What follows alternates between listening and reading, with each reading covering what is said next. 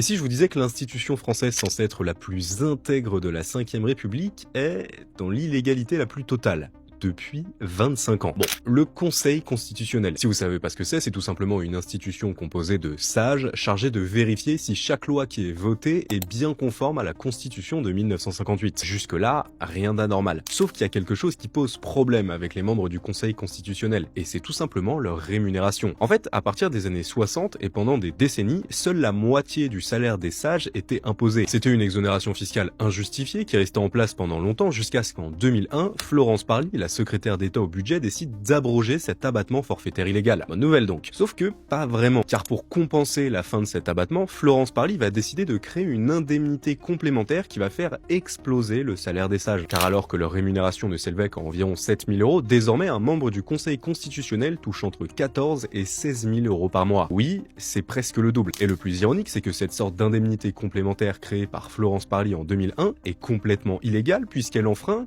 la Constitution de 1958, ce même texte qui est censé faire respecter les sages de la République. Alors évidemment, face à une situation aussi absurde, certains ont bien essayé d'agir. Par exemple, la députée Marianne Maximi qui depuis 2 ans tente de faire rentrer la rémunération du Conseil constitutionnel dans le cadre légal. Mais pour l'instant, rien ne semble vraiment bouger. Et les sages de la République continuent chaque année, tranquillement, à percevoir près de 100 000 euros de rémunération illégale.